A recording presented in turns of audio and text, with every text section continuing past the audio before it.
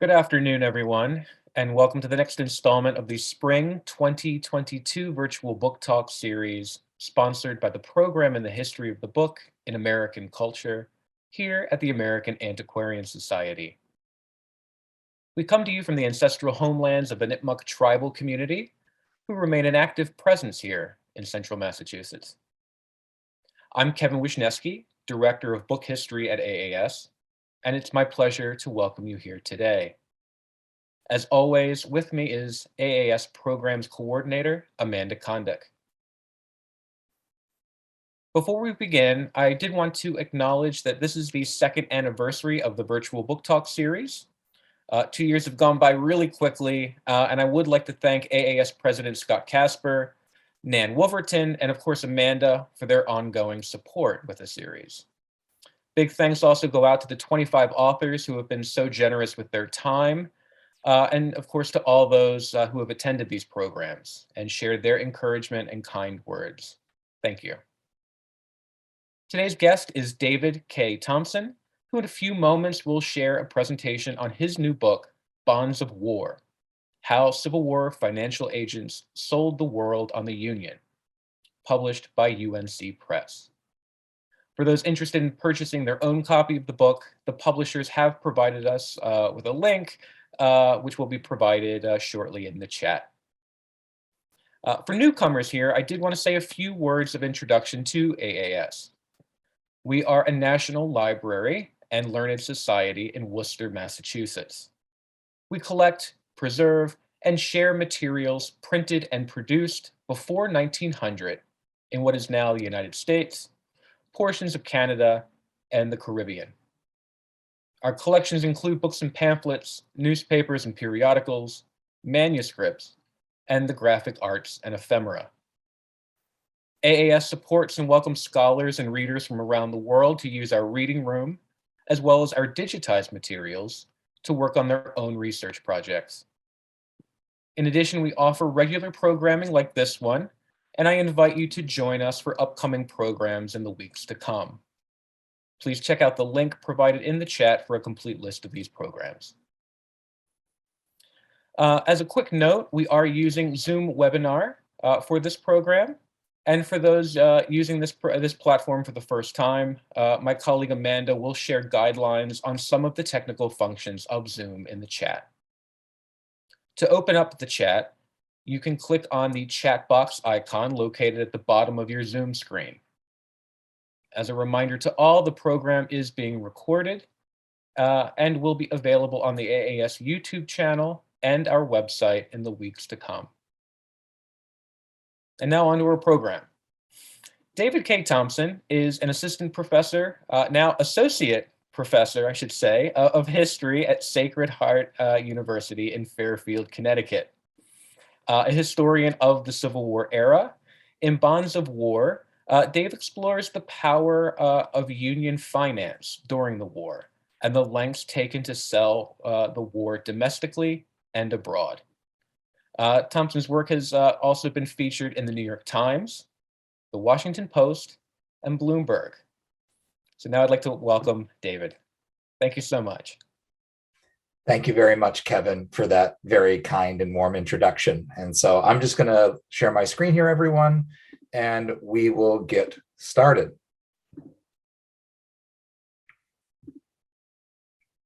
All right. So thank you so much to the AAS for letting me take part in this series. It's exciting that it's been 2 years. I also want to thank you all for taking some time out of your Thursday, wherever you may be, to have a little chat here about my new book, Bonds of War. And so what I want to do is give just a general overview here for the first few minutes of the book itself. And in order to kind of get us started here, I want to show this image, because when I look at this image, I see dollar signs. I see the financial cost of war. This, of course, being from 1864 in Virginia, from personnel to ordnance to various ships in the background, even tents. All of this costs money. And so what Bonds of War was fundamentally about is a book describing how the federal government, the United States government, finances the Civil War. a war unlike any other in terms of scope on so many levels, and that extends certainly to finance as well. War is going to cost approximately $3.2 billion in 1860s money, and it's going to rely, in terms of the federal government, on really three financial instruments. They're going to rely on taxation, something we'll come back to. They're going to rely on a new form of currency, greenbacks, and they're also going to rely on bonds, which is the focus of my book in this talk today. Bonds are going to be about 3/4 of the overall cost of the war, how they cover it. Over $2 billion worth of bonds are going to be sold during the war in over 30 different types of financial instruments, right? So, of course, a bond, the idea behind it here that you offer up a set amount of money up front. You are given interest payments during the Civil War, at least that was twice a year. And then at some point, your principal is returned. It's a very common instrument in the 19th century, ranging from cities all the way up to nation states. And so it's not a new idea, it's just the scope of it that really is going to set the federal government apart from previous entities and conflicts that they've encountered.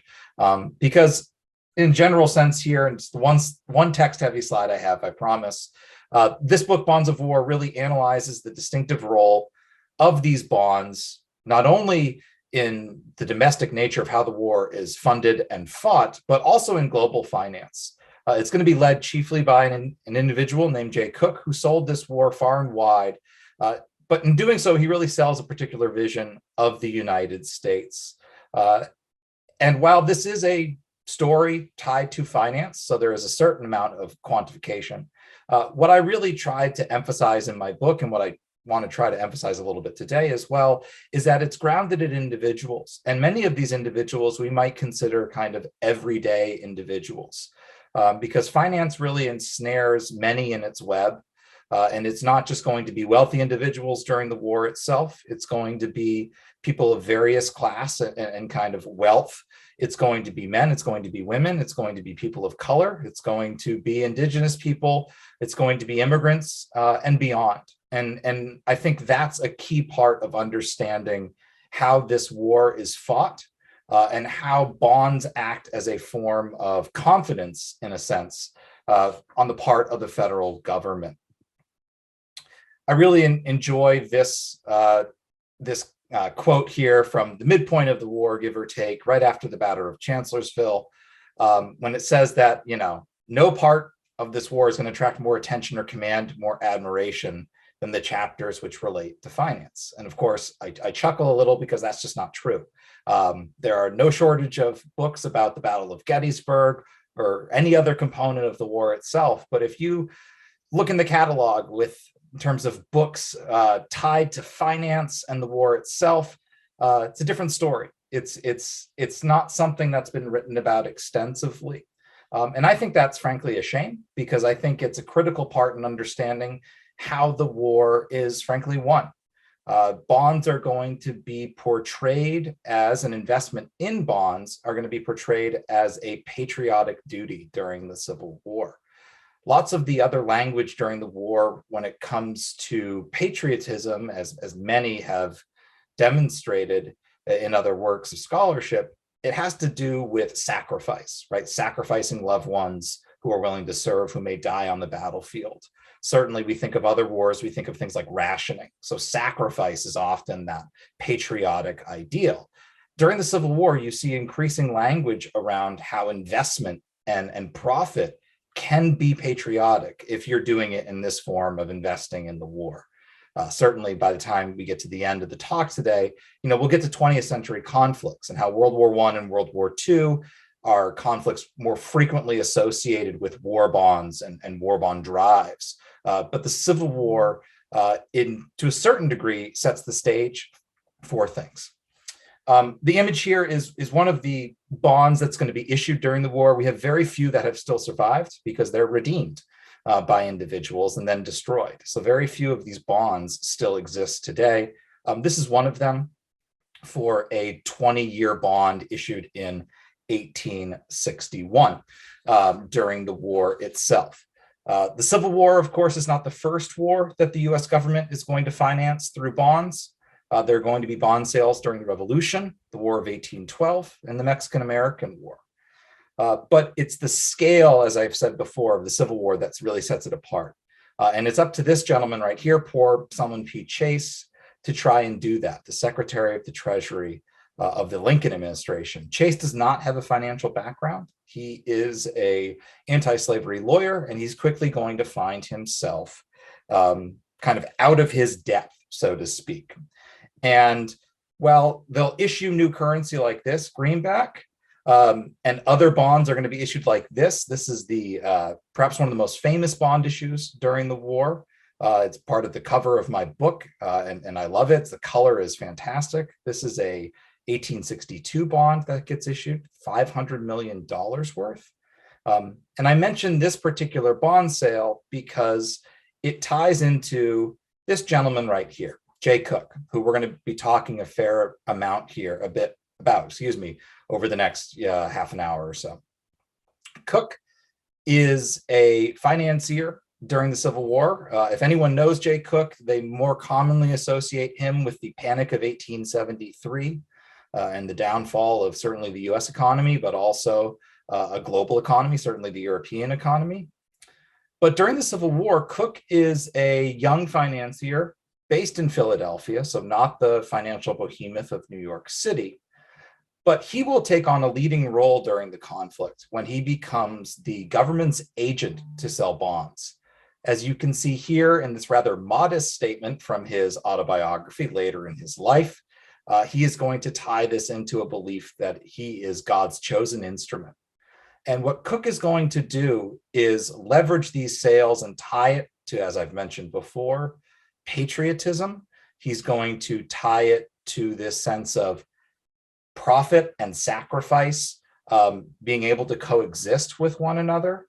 And he's going to enlist thousands of effectively traveling salesmen in order to do this across the country.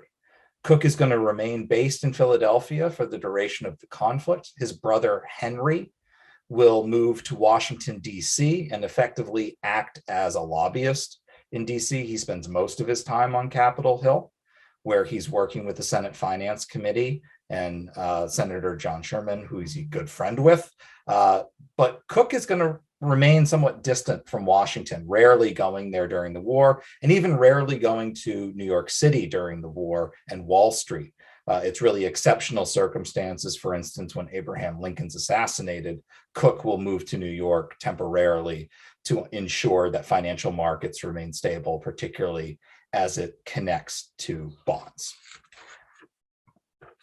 This is Cooke's office in Philadelphia on South 3rd Street. So I just wanted to include that image here as well, and an ad for these 520 bonds that he will play a lead role in selling $500 million worth of.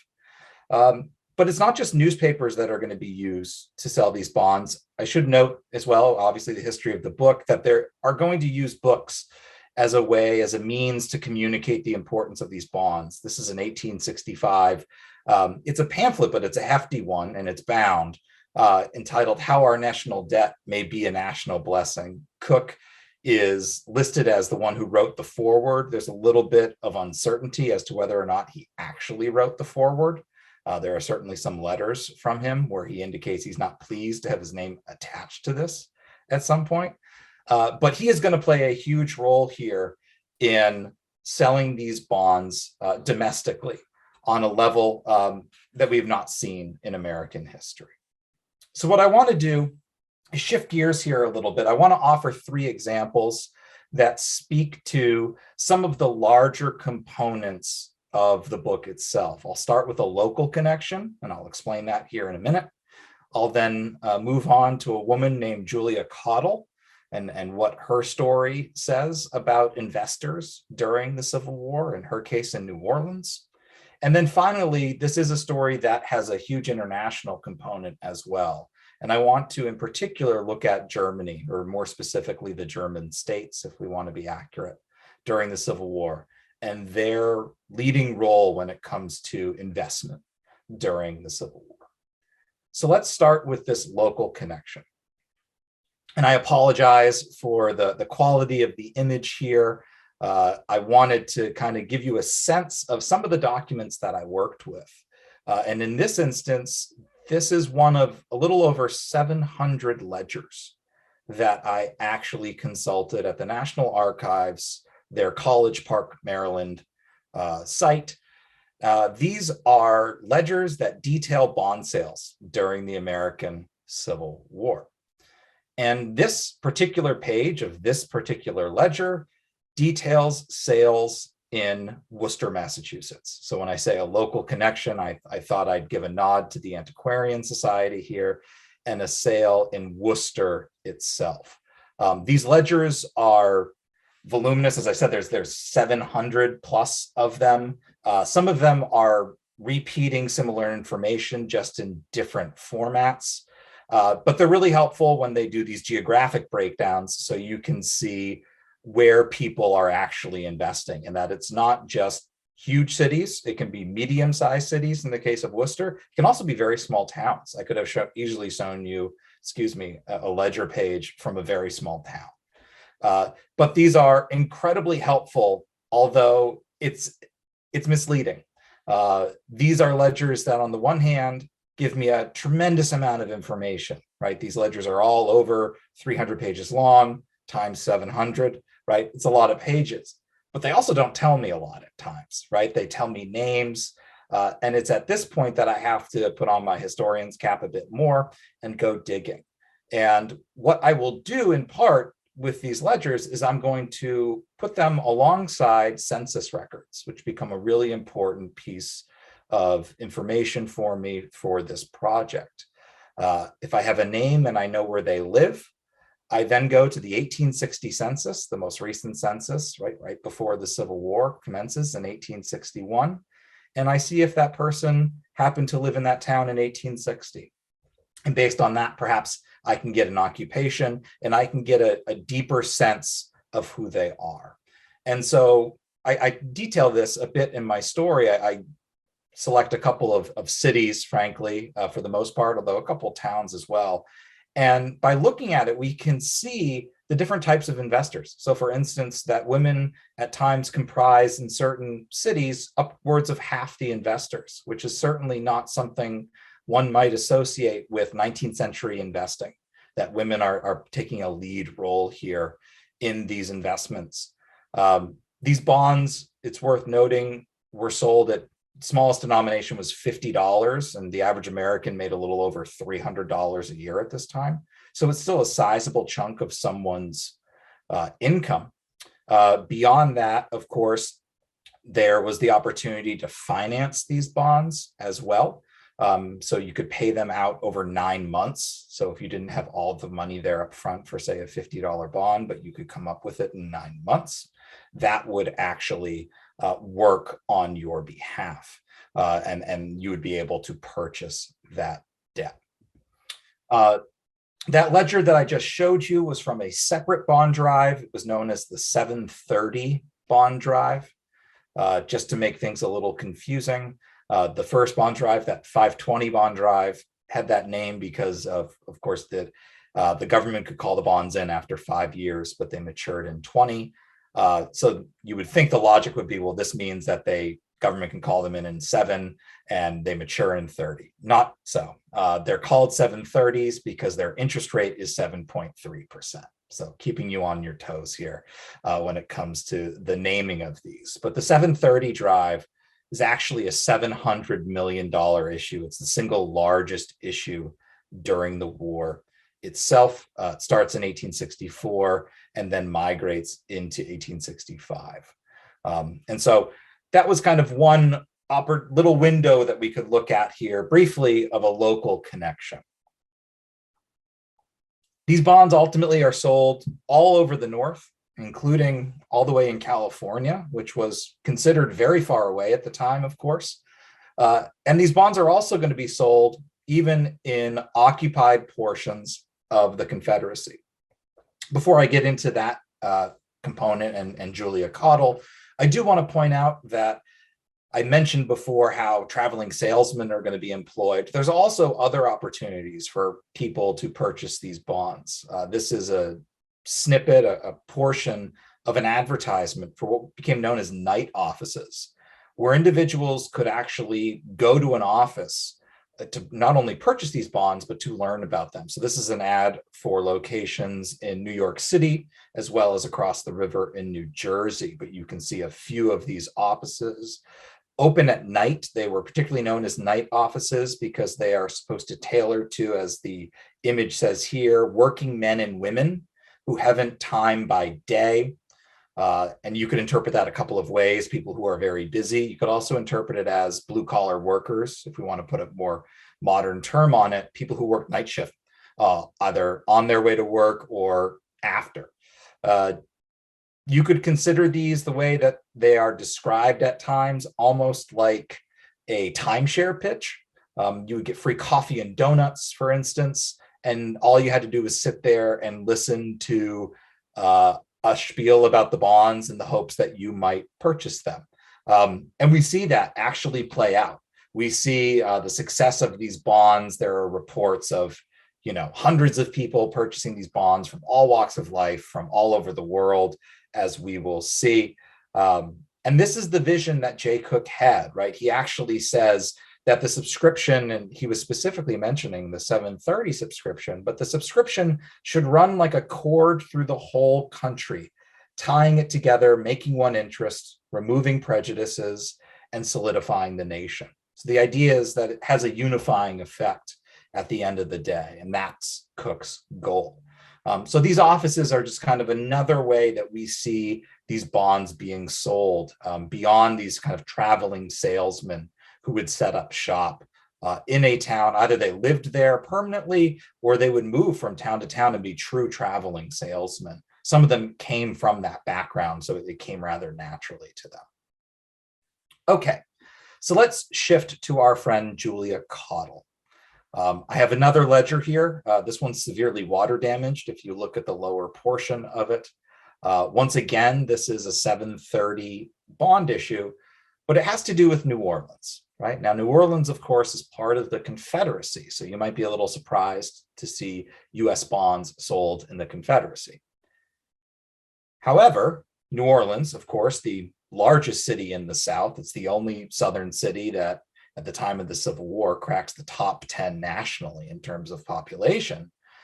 But New Orleans is going to fall fairly early in the war to US forces. The war starts in April of 61, and in April of 62, a year later, we're going to see the Union successfully take over New Orleans, the largest city in the Confederacy, part of their larger strategy known as the Anaconda Plan. One of the kind of threads of that, of course, being to control the Mississippi River. And so on the one hand, you might think, wow, it's impressive that they are selling bonds in New Orleans. On the other hand, you may think, well, the page I'm showing you here is 2.5 years into occupation or liberation, depending on how you want to view this. For some, they may have welcomed the Union forces, others may not, but even if you dislike them, you may want to stay in their good graces. You may want to do business with them. Perhaps if you sell goods, dry goods, food, you could make some money, kind of make lemons out of lemonade, given the circumstances.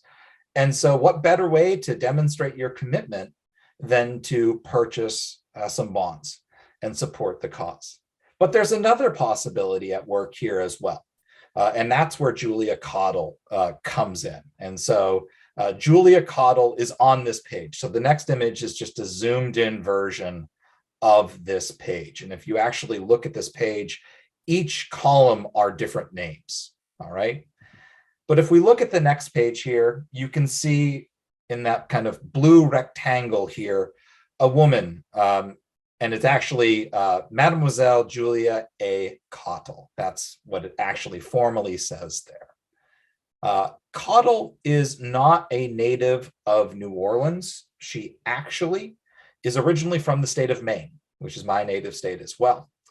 But about a decade before the war, she is going to migrate to New Orleans. Again, the largest city in the Confederacy, a massive port, a very active port, particularly as we get closer to the Civil War, and cotton exports just rise stratospherically out of the South, and particularly places like Louisiana and Mississippi.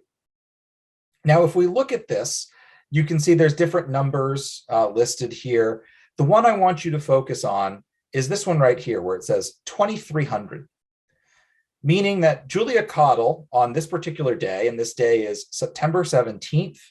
So September, we've got 17, and it's 1864. So it's in the last year of the war. But Julia Cottle is going to purchase $2,300 worth of 730s. Now, if you look at the rest of this, you can see there's one person who does pick up $2,500 worth, but around it, other people, it's smaller numbers. You've got 200, there's a 50 on either side of her. So 2,300, well, that caught my eye. And perhaps even more critically, one of the things that also dictated how I randomly found her and tried to look her up is the fact that I had her whole name. You can see some individuals, I don't have their full name. I just have initials. Sometimes they're very common names, which are really hard to locate and find. Julia Cottle, however, though, I've got the full name. And so I go to the 1860 census records because I say, what does Julia Cottle do in order to make that much money, to invest that much money? Or perhaps, but it's not her husband, because it says she is not married here. And so I find her in the 1860 census, and it lists her occupation as a washer, meaning that she essentially runs a laundromat, right? A dry cleaners. That doesn't seem like an occupation that's bringing in $2,300 worth of excess revenue in my book. And so I look after her name because she's listed as head of household. And what do I see? I see on the order of, I believe, 14 women between the ages of 18 and I want to say 26. And so now a little, sirens going off in my head, and I'm thinking, I don't know if this is on the up and up. So let me run her name through some newspapers in New Orleans. And sure enough, what do I find with Julia Cottle? I find her listed on several occasions as the owner of an establishment, a brothel, and being the resident madame.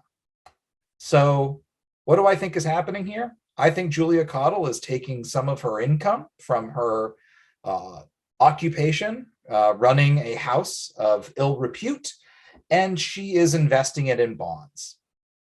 Now, why is she doing that? Well, taxes. In 1862, the US government institutes an income tax. And I get a kick out of this every time because February 1862, the income tax is going to be instituted. April 1862, New Orleans falls. 3 weeks later, federal government's collecting income taxes in New Orleans. Bonds were not taxed. So if you have money lying around and you don't want it taxed, you put it into bonds. And so that's what Julia Cottle does here. So perhaps we could look at it as a bit of a tongue-in-cheek moment here where it says she's washing, she's kind of laundering money and hiding it from the tax man. So I wanted to share that one because I think it's a really fascinating story. It goes to show you that a name can sometimes provide so much more, but you've got to go digging. It was, I will fully admit, dumb luck that Miss Cottle was the one in this instance that I kind of went down that rabbit hole. And for every Miss Cottle, there were many other individuals that I tried to locate and came up short, or the story really, frankly, isn't that exciting. These 730s in New Orleans, it's worth noting, just as an aside before we get to the international dimension, were also sold to individuals like soldiers. So Union soldiers frequently would invest in these bonds. One even quoted in a paper that gets recirculated around the country, and you can probably understand why after I state it. They say, if I fight hard enough, my bonds will be good. And so what we're seeing here is this sense that they want to actively not only defend the Union, but support it in any way possible. I also find other instances, it's worth noting, during the war when money's a bit tight or money can't get certain places, soldiers actually get paid in bonds. They don't actually get paid their $13 a month, which is what a soldier typically made if they're just kind of a regular private. They didn't get paid in cash sometimes. They actually got paid in a bond for several months of back pay, something that we would typically see. Moving on to the international side of things, right? So the domestic story is an important one. These bonds are sold throughout the nation. And it's really important to understand the types of individuals that we see these bonds appealing to. This map, if we look at it very closely, what I actually tried to demonstrate here is based on what I could find, and I know there are other instances, I just couldn't find them, so I think this map is incomplete, certainly. But this is the country of origin for individuals who purchase bonds in the United States, meaning immigrants, typically, who came to the country. Sometimes workers passing through port cities, but more often than not, immigrants. And certainly Europe probably would not be that surprising, but it extends, and it extends to really a global reach here, more than ever before. I'll come back. I put these out of order. I apologize. I wanted to show this image here of, this is an advertisement in the United States. Of course, it's not in English, it's in German, appealing to German immigrants to purchase these bonds. And even at the top, you might be able to see here, it says J. Cook and Company. So once again, especially in Pennsylvania with a heavy German immigrant population, they're trying to appeal to these individuals to a degree, to a level in which they hope it may translate into sales abroad, which is actually what's going to happen.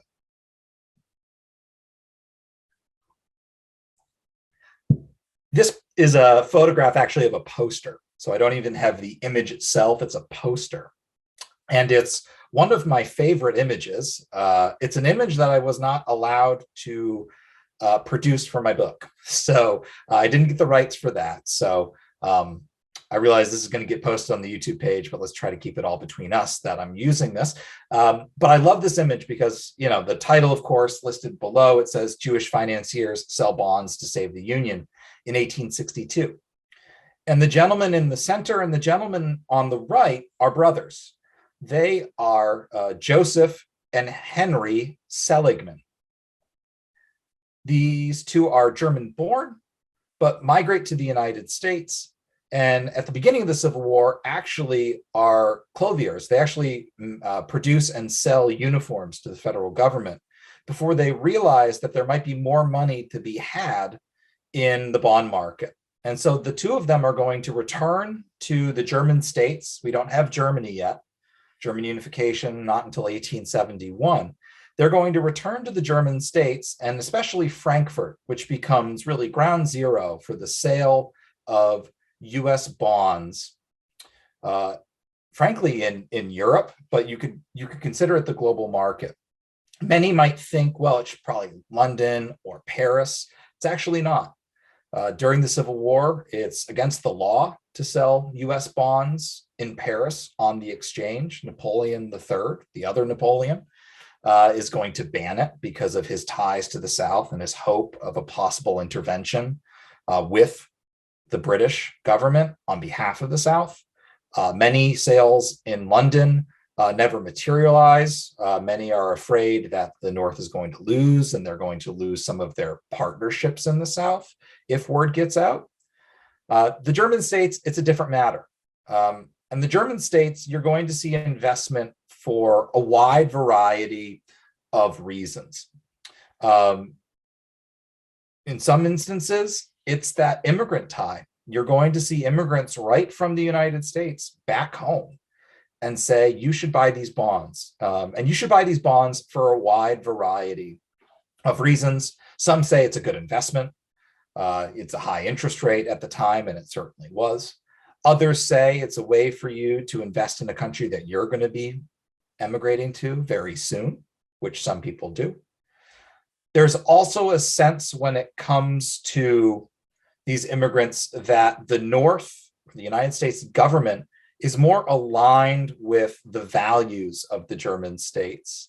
Of course, there was an 1848 revolution in the German states against the aristocracy. The South of the United States, the Confederacy, is really viewed in that aristocratic light. And so they don't align with the South, they align with the North, with the United States government. And so there's that component as well. These bonds are going to be sold in Frankfurt and elsewhere in the German states through several networks that I really detail in the book. They're going to sell these bonds in part through what I consider and refer to as kinship networks, right? So the Seligmans are a great example of that. They're going to set up offices in New York, London, and Frankfurt, three brothers. And they are really just going to do business with one another. There are other instances where a European banking house, perhaps a German banking house, a Frankfurt-based one often, they have a cousin in New York. And so that's how they're going to conduct business.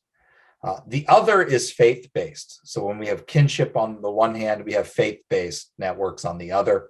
And this is more often than not tied to Jewish financiers. Frankfurt is home to many Jewish banks, not exclusively, but overwhelmingly Jewish banks who are going to conduct business with Jewish banks almost exclusively in the United States. How these bonds are all kind of disseminated, information on them does extend, however, beyond financiers.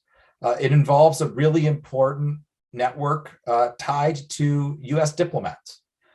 And I apologize for the quality of this image. This is a consular report, but they're on microfilm. I'm not allowed to see the originals at the National Archives in College Park. And so I have to take photos of microfilm, which always leaves something to be desired. But the US consular officer in Frankfurt, a man named William Walton Murphy, is going to be instrumental in the sale of these bonds. Murphy comes from no background in finance. He's not even a diplomat.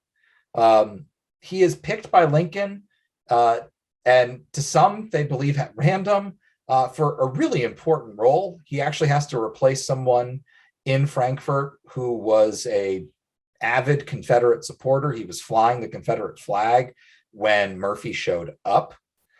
But he's quickly going to coalesce the financial community around him. He's going to host lots of galas and events, not only at his home, but at different hotels in the city, as a way to kind of pitch the importance of these bonds and why individuals in the city should invest in them. He's going to host excursions. He'll take people out for kind of shooting festivals in which they have to listen to a spiel about the importance of these bonds, and then they can enjoy the shooting festival and other kind of entertainment.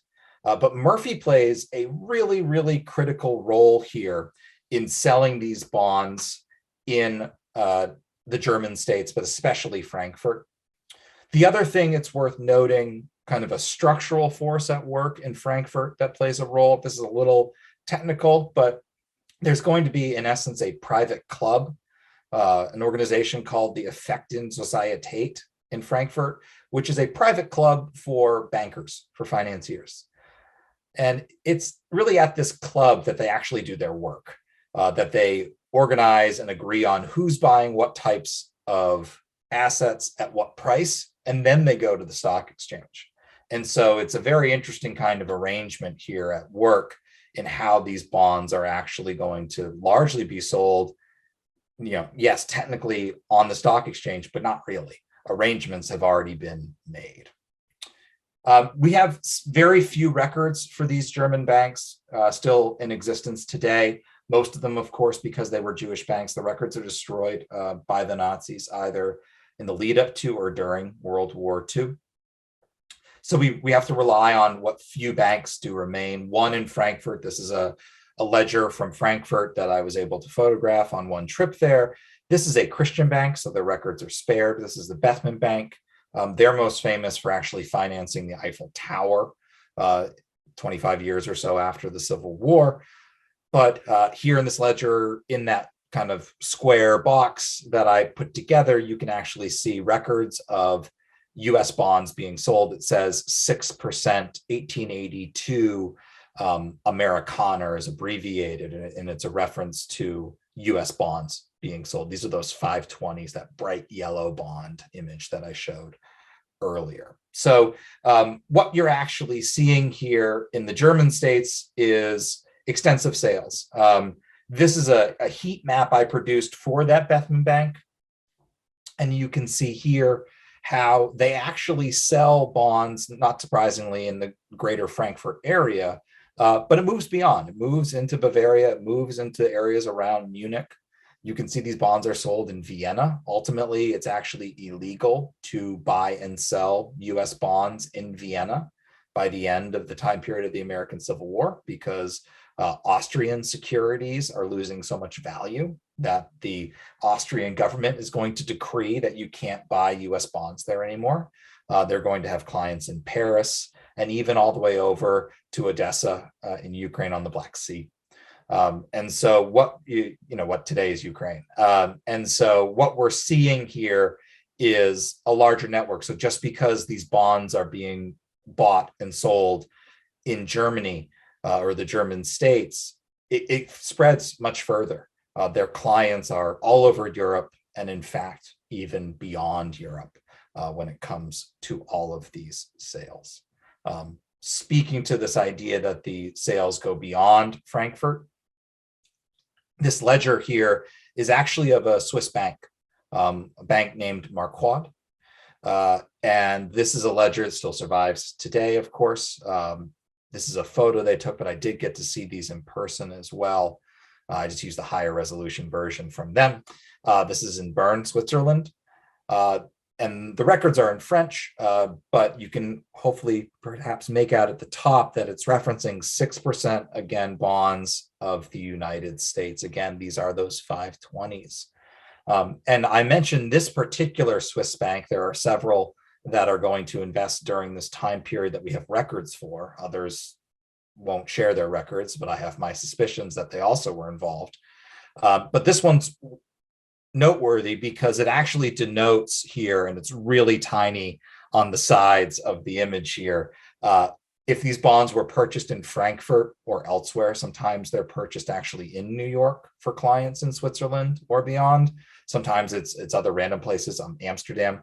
It's worth noting that Amsterdam is actually the second largest market after Frankfurt and really the German states for US bond sales during the war and in its aftermath.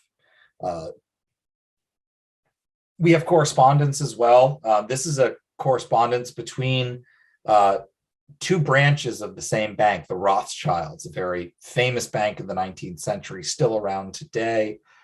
This is a letter dated from 1870 between the Frankfurt house and the Paris house of this bank. And you can probably make out, or hopefully hear, this is in reference to $150,000. That's what this little mark means of these 1882. The 520s become far and away the most desirable bonds, the US bonds, I should say, in Europe. And so this is a letter that speaks to that. The Rothschilds in Paris are going to work with several German banks in Berlin, in Hamburg, as well as Frankfurt and elsewhere to purchase these bonds. And they're purchasing them for clients. And we see that in these letters. The Paris banking house of the Rothschilds, their records still exist in large numbers in France to this day, in a very small town, really. Large town, small city, I guess we could say, a place called Roubaix in northern France. So they're not in Paris itself, and it's a bit of a hike, but the payoff is really worth it because the records are phenomenal for the bank in the 19th century, and they're really underutilized by scholars. Obviously, there's the hurdle of getting there, and most of it is in French, but the records are for 19th century Americanists, I should say, they're underutilized. They're really something that people should explore if possible. And so I bring up a second map here. And this is a map that by 1870 is showing you as far as I can tell, and again, this is probably incomplete, but this is what I've been able to document, these are countries around the globe where individuals have purchased bonds and they reside in those countries. So the previous map, of course, was a demonstration of individuals in the United States and where they hailed from. This is the opposite of that. And you can see it truly stretches across the globe. They're actually going to create custom bonds for places like Japan and China in order to write it in local script to ease sales. So it is a global market. And I want to close with this image, and then I look forward to some Q&A. This image is from a newspaper from a little over 100 years ago, a newspaper from 1917 in Miami, and it's discussing the importance of war bonds. Eagle-eyed observers may notice this is the bottom half of the image. This is the list of the night offices that I had that image of from a few slides ago. But in 1917, the US is entering World War I, and of course, World War I and World War II are infamous for war bond sales and relying on celebrities to sell these bonds, Liberty loans, and different various issues. But you can see here, this is a reference to Jay Cooke. This is talking about how the Civil War is a model they should emulate.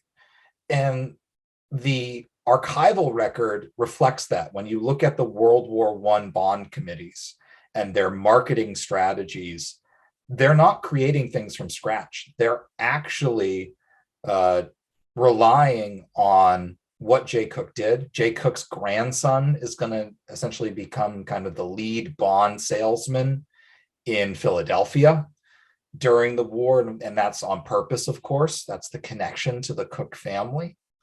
And so I wanted to show this in the sense that it is a really important, long-lasting legacy here. Bond sales during the Civil War are crucial, yes, to fighting the war, but they represent a moment. It is a brief moment. This isn't the beginning of some triumphalist narrative of the rise of the democratization of finance. That's not what's happening here. It's a brief moment. And after the war, you see people withdraw from this market. And it really isn't until the 20th century where we start to see it become more prevalent once again. And of course, for many of us with things like 401ks, we may not want to look at them right now, but it's part and parcel of retirement now. And perhaps we don't even give it a second thought at times.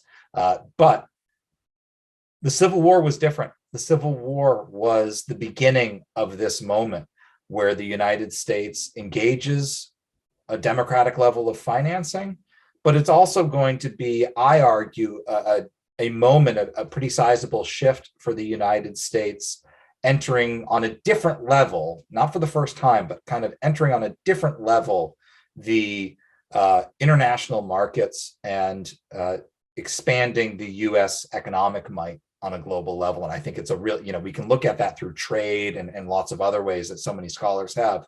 But I think bonds provide a really valuable insight into that as well. A rather simple financial instrument, yes, perhaps not the most exciting of financial securities out there in the world, but bonds in the 19th century are crucial to understanding how the U.S. funds, fights, and wins a civil war and enters really the global stage with a new chapter in how they conduct operations abroad for many of these banks who are going to open up their own branches abroad as well. And so with that, I'll stop. I'll stop my share here as well, and I look forward to some Q&A with Kevin and others.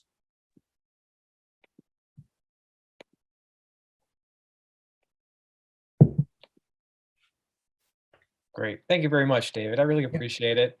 As a reminder to folks in attendance, the Q&A is open, and you can submit your questions there now at any time. And you can also upvote questions if somebody's posted something that you'd like to see answered. And David, while we're waiting for more questions to arrive, I know we already have several already posted. I kind of want to combine a couple of questions to make time for those. I know that a lot of our attendees are often interested in folks' research about their time in archives, and you've shared a lot of really beautiful gems with us today. I'd really like to start with just asking about how you first became interested in this topic, and about how this project evolved as you've visited various archives. And I want to specifically note that one of the first things I typically do when I'm browsing a book before I'm digging in is looking at the bibliographies. And there's a huge section on manuscripts, which of course range from many that you've listed today along the East Coast. We also have West Coast depositories, and we also have a large chunk of foreign archives from Germany and London and even Australia. So I was wondering, how your project kind of evolved as you kind of found these kind of gems, and then hitching onto that question as well. You didn't mention newspapers a great deal, although they play a massive role in your work and in promoting the selling of bonds. So if you could just kind of address those two questions. Yeah, absolutely. So I suppose the thing I should disclose is that I came to this project kind of by accident. It was not my intent. I thought I was going to write a dissertation that really focused on religion during the American Civil War. And I had started to get into some early archival work kind of early on in my graduate program. And I came across a manuscript collection in which in this minister's letters, he received a letter from one of these traveling salesmen that I mentioned, who talks about, it was so great. Essentially, it was so great to see you yesterday. Thanks for taking the time and for your willingness to engage in what I'm doing. So again, just as a reminder, here are the terms of how we're going to split the commission when I come to your church next Sunday. And for your sermon, here are some good biblical passages that'll help to kind of really inspire your congregation to invest. And I kind of like shook my head and thought, well, that's weird. And I realized I had no knowledge of, bond sales during the Civil War, how they pay for the war. And so, a quick kind of search beyond that in the early days of grad school, when, you have a little bit of free time, I started to realize that no one's really written on this in any substantive detail, and certainly no one anytime recently. And with some exception on certain parts, but on the domestic side, next to nothing. And so I got hooked. I started to look and see where some of the archives might be that could be of value. And it's when I started to get into some of them that I realized the international side of it. Of course, once I realized that, I kind of hit myself in the head, realized, well, of course, we're talking about finance. Even in the 19th century, you've got at least transatlantic connections. And so as I kind of went down this rabbit hole, and the internet, of course, being what it is, at times horrible and toxic, but sometimes wonderful. And so I was able to find these archives and communicate with archivists and realize that, yes, some of these materials do exist. And yes, you can come and see them. Sometimes you needed, some of the stuff I needed permission from certain banks in order to access it, even though it was in, say, our equivalent of like a state archive or a municipal archive. There was, restrictions. So knowing that and going through the process, and sometimes taking quite a while, that's part of it. So it was by accident that I really got into it, and forcing myself to learn some German and Dutch and French, and kicking myself for not having at least some grounding earlier, maybe sticking with that French that I had started with in my early days of middle school. So it was a little foggy, but it was kind of there. But then I really had to get back to Duolingo and things like that. But it led to really a fuller picture of the project. And that gets me to newspapers as well. As you mentioned, newspapers are critical to the project. And I think newspapers also made me realize the importance of this topic. Because if you actually look at newspapers from the Civil War, and the front pages typically of these papers, you see battlefield reports, right? What's going on between the armies, whether it's in the East or the West. But more often than not, on those front pages, you also see financial reports. So to me, and it's not just, New York, commercial papers, and that's kind of what they do, an equivalent of something like the Wall Street Journal today or the Financial Times. It's everyday papers that are quoting bond prices and what they're going for in New York. And ultimately, they list the sales. And this is, of course, somewhat the credit to Jay Cook. He lists sales, right? Daily sales.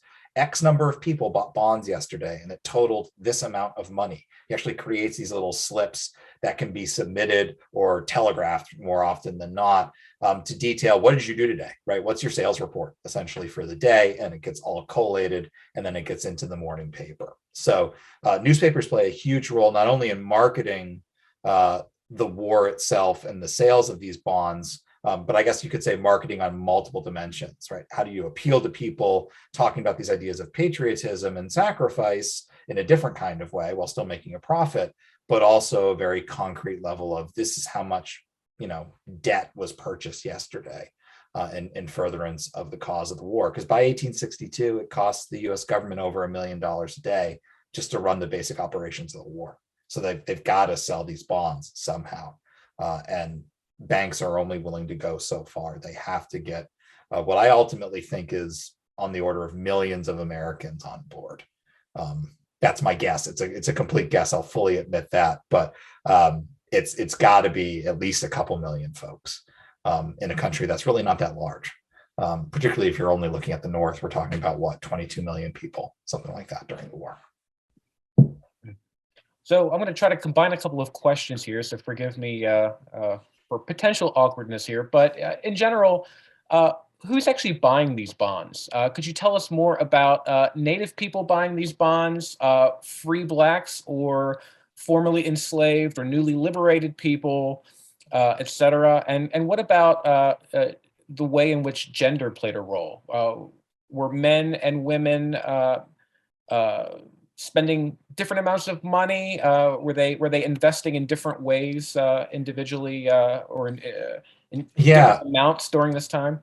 Yeah. So, and those are great questions that people are raising. And so, when it comes to Native peoples, several different tribes we're going to see invest at different levels. Typically, it's at the tribal level, and that's how I was able to denote it. So I unfortunately, I don't have a lot more beyond that. I will say that one of the biggest gaps, if you will, when it comes to all of this archival research is some of the motivating factors behind it, right? Like, why are people actually buying them? I would love to have found more letters from people that say, I went and bought a bond today, and this is why I did it. There are reports that are put in newspapers again, and I have to take it with a grain of salt because it's all running through Jay Cook's office. And so he's a propaganda machine. And so I do find some of the original letters. So I know some of them aren't made up. They do actually exist, unless they are, fabricating them to keep in some future archival record, which I find hard to believe. But what we actually are seeing is the motivation behind it's really hard to see. We do see, certainly formerly enslaved people, particularly in Virginia, there's several reports of these individuals purchasing these bonds. USCT soldiers, United States Colored Troop soldiers, buying these bonds in large numbers. Reports come in about that, and soldiers write about that. Free people of color, New Orleans is a great example of that. It's a city where we see that, and there are ads in the local newspapers targeting free people of color to purchase these bonds, not just formerly enslaved. I'm sorry, there was a second question there that this is why I need to write down questions. The way in which gender gender played in yes. the way in which people bought bonds. Yeah. So it's really interesting to see. On one level, we can look at, I used a couple of case studies in the book itself when I really try to do some math, which is a struggle for me at times, but is looking at the kind of percentage breakdown for certain bond issues where the records exist and seeing large numbers of women buy these bonds.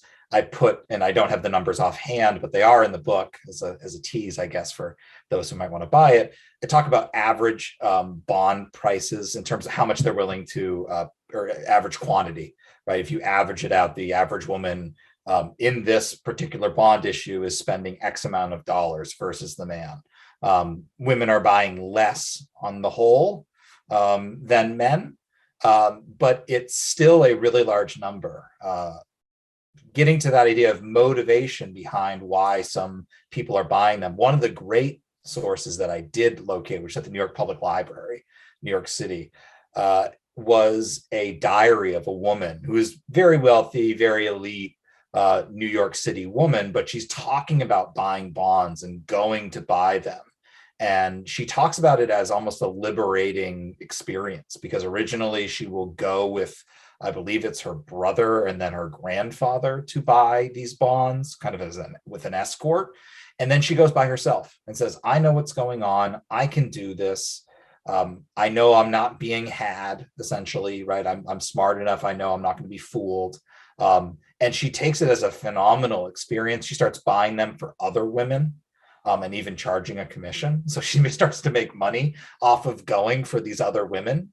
And so it's really interesting to see how people read into it. The last thing I'll mention just on that gender perspective is it's really interesting as well to look at these ledgers, these 700 plus ledgers, where you actually see women included as part of a family, sometimes purchasing bonds, right? But sometimes they're listed separately.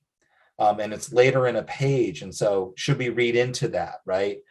In some way, again, it's a name, right? So there's a name listed on a piece of paper, but I think we can actually look at it on a deeper level, and kind of understand how some individuals approach this act as really an assertion of civic identity in some instances. Great, thank you. I think we have time for another question or two, so I'm going to try to get to, again, as many as I can. There were several comments and questions around the Confederacy. I know your book is focused on the Union, of course, but could you shed some insight around the ways in which the Confederacy had a similar process of bond sharing, and ultimately what happened to Southerners when they invested in Confederate bonds? Yeah, so often get this question, of course, and there's a little bit on it in the book itself, just because you really have to. It's in fact US sales, there's a greater urgency because Confederates start selling bonds and actually selling them fairly easily in 1861. They're going to sell a lot fewer bonds from the start. They're just going to print a ton of money. And so money becomes effectively worthless by the end of the Civil War. And, it's going to cost you hundreds of dollars, if not a couple thousand at times, to buy basic foodstuffs. But they're not going to sell bonds as much. They do, however. They're often under misleading names. They will sell different versions of what they call produce loans, which you might think, well, fruit, but not actually fruit. In terms of produce, you can actually submit cotton as a way to actually purchase these bonds.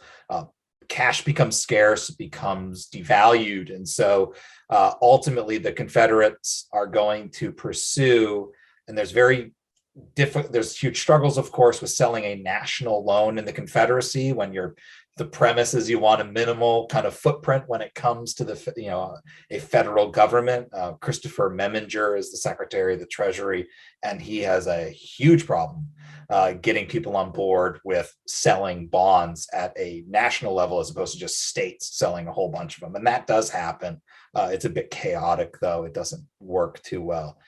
So you can look at it almost as an inverse, that you're going to see kind of currency be at the level and ratio of what bonds are in the United States in terms of a relative percentage of how they fund the war. They do actually, though, it's worth noting, just lastly, that they do sell these bonds internationally. The Confederacy actually is able to bankroll and underwrite a loan abroad. All the sales I'm talking about in Europe for the Union side, that's secondary market. That's not an actual bank underwriting the loan. The Confederacy does. Now it's because the son-in-law of this Parisian banker is the Confederate ambassador to Paris. I think that might play a small role in all of it. But they actually sell these things abroad.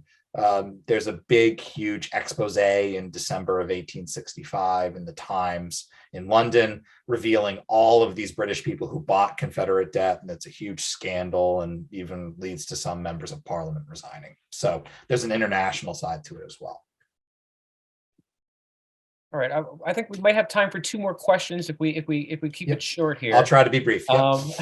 Good sign of any talk. We have lots of questions we might not get to, and in which case I do want to let attendees know. I do forward those on to the author, so we'll hopefully think of this as a continued conversation. Absolutely. One question really involves around Jay Cooke, who does make a pretty big appearance in the book. There's a specific question here regarding how much Jay Cooke made selling bonds during the war, but I might ask a larger question around what new insights did you gain in researching the book around Jay Cooke, and how much success is really owed to him in terms of bond selling? Yeah, so I think at a very basic level, he's going to pull in a couple $100,000.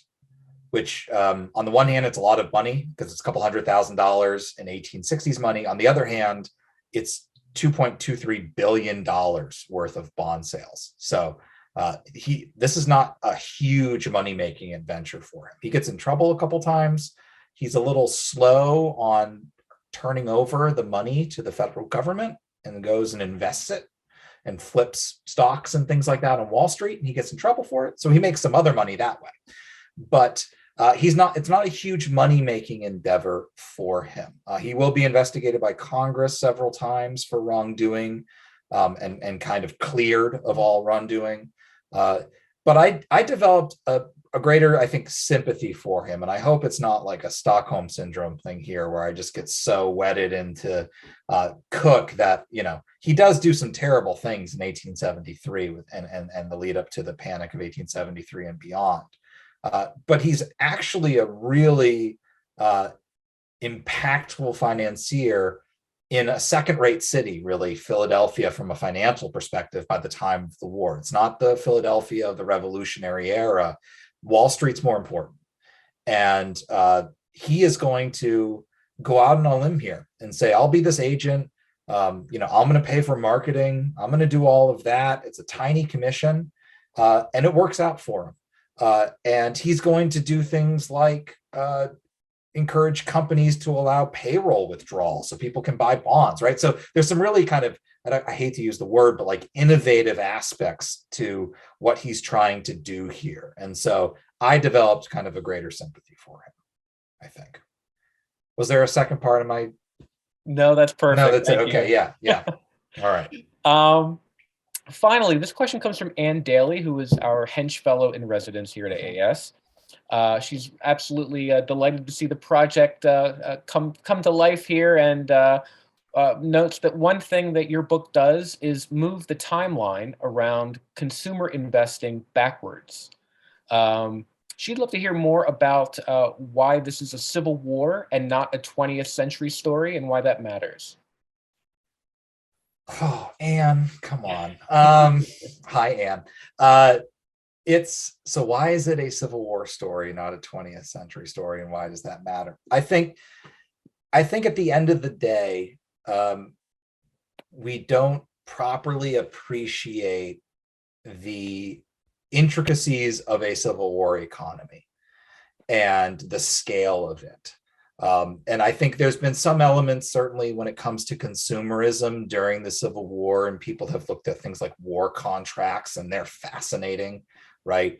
Brooks Brothers, right? The clothier selling shoddy, frankly, uniforms. Brooks Brothers is a huge investor in the bonds of the war. So it's like a corporate tax loophole, in essence, for some of these entities. So I think it's a worthwhile kind of exploration of how consumption takes on kind of a variety of paths in the 19th century.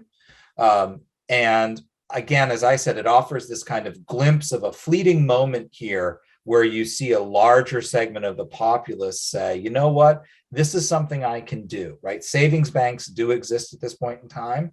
And individuals invest in savings banks, if you will, right?